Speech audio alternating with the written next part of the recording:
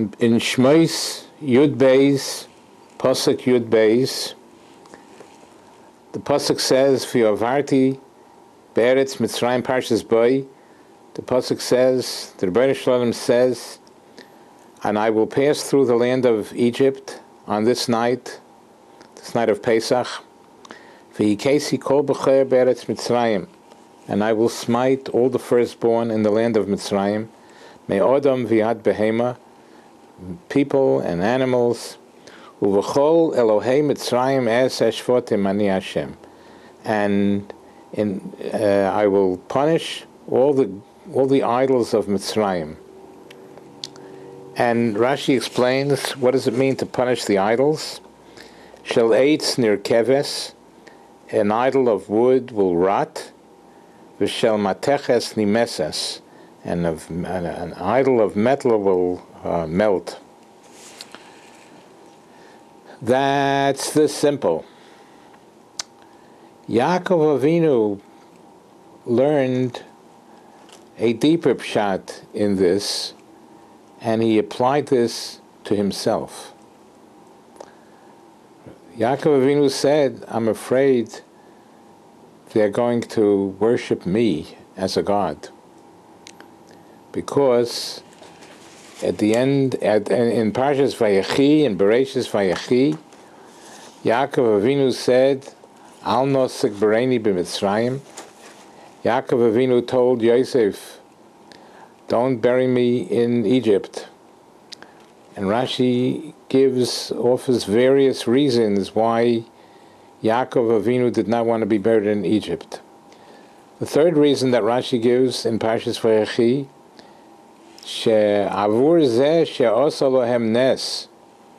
I'm looking at the Rashi Mefurish, who explains the Rashi, that because of this reason that HaKadosh Baruch Hu performed a miracle, v'hifsik es harov, when Yaakov Avinu arrived in Mitzrayim, the hunger stopped. So Yaakov said, Yasu mimenu elil, they're going to make me into a god. And if they make me into a god, if they worship me because through me came about a miracle, v'yechshav hadover la'avoin gam loy, this will be considered for a sin for Yaakov. Why? Lefi shechashem shenifroim min ha'oved le'alil, because just like there will be punishment for those who worship idols, kach nifroim min ha'olel ha'atzmai. So Hashem will punish also the idol itself. So Yaakov Avinu was saying that Al nosek bereini b'Mitzrayim, don't bury me in Mitzrayim because I'm afraid, Yaakov Avinu said, that since when I came to Mitzrayim, the hunger stopped, a miracle was performed, they will worship me as a god. And if they worship me as a god, v'yechshav hadover la'avoin gam loy, it will be considered Yaakov Avinu's sin, and Yaakov Avinu did not want to be punished by having people worship him. And the question is, the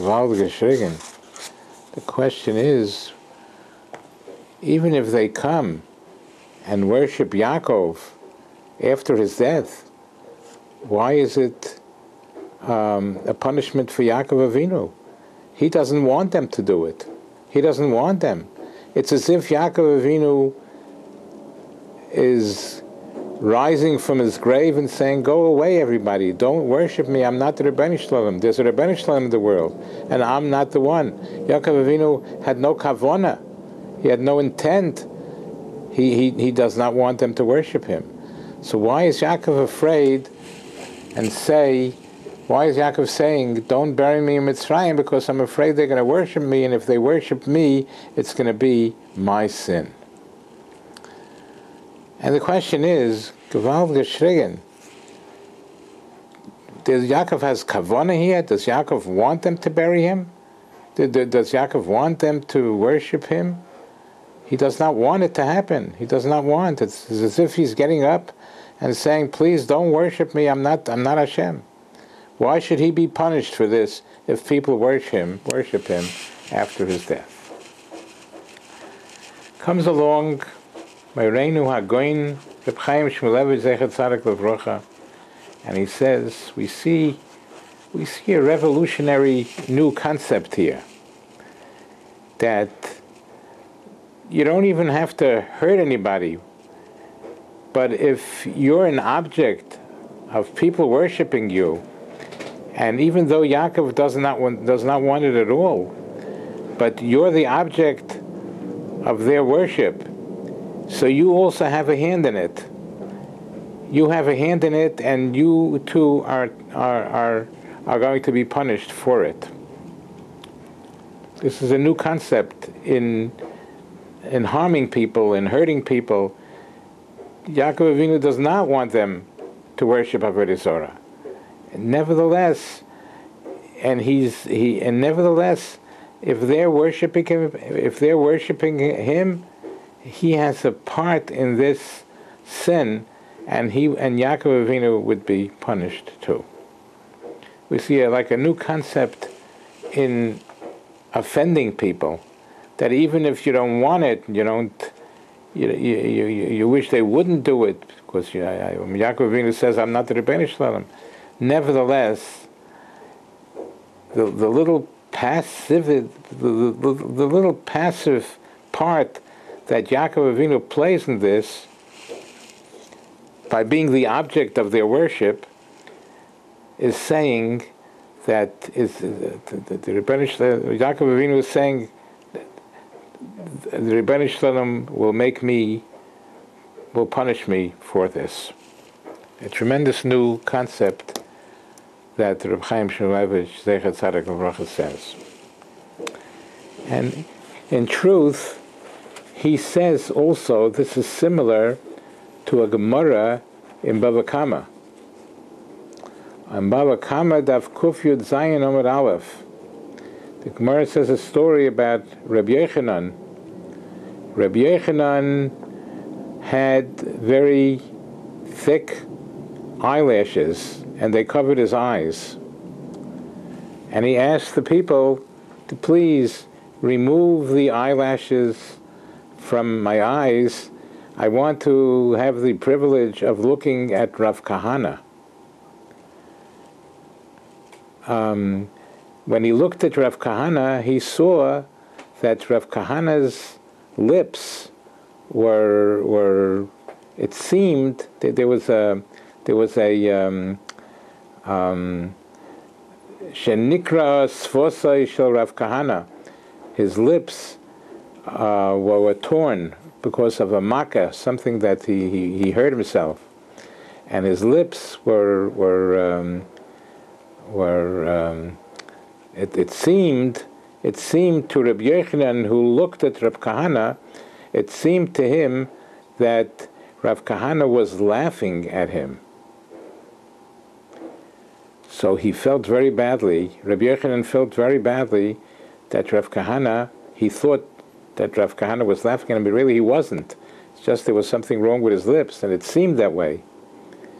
Who got punished for this? Who got punished for hurting Rabbi Yochanan? V'noyach nafshei shel Rav Kahana. Rav Kahana got punished. And the question is, Rav Kahana was not guilty at all. It was Rabbi Yochanan who made a mistake and thought that Rav Kahana was laughing at him. But Rav Kahana was totally innocent. And nevertheless, since Rav Kahana was the object that through him Rabbi Yochanan was offended, because he thought Rabbi Yochanan thought that Rav Kahana was laughing at him. So even though Rav Kahana didn't do anything, but since he was the object of Rabbi Yochanan's laughing, and Rabbi Yochanan's feeling terrible that Rav Kahana was laughing at him. So Rav Kahana himself was punished. We see new concepts, revolutionary new concepts in Bein Odom L'Chaverei, that if you hurt somebody and you don't mean to hurt anybody, and all you are is the object, where Rabbi Yochanan made a mistake and thought Rav Kahana was laughing at him, but Rav Kahana was involved in this process. Rav Kahana was involved in this process because Rabbi Yochanan felt that Rav Kahana was laughing at him, even though Rav Kahana was not laughing at him at all. But since he was the object of Rabbi Yochanan's not feeling hurt, so Rav Kahana is punished. Same thing by Yaakov Avinu. Yaakov Avinu was punished, was afraid that he will be punished if he's buried in Mitzrayim and the people will worship him as a god, even though he doesn't want it to be, and he doesn't have any intention. He doesn't want them. He would rather. It's as if he would tell them, "Please leave and don't worship me." It's as if he's saying all that because that's what he really feels. Nevertheless, since he would be the object of their worship, he has a part in their worshiping him, and for that there's also punishment. So we see Bein Odom L'Chaverei, in hurting people. You don't even have to hurt some people. You don't even have to hurt people. You don't even have to offend them. You have nothing to do. You don't want them to do it.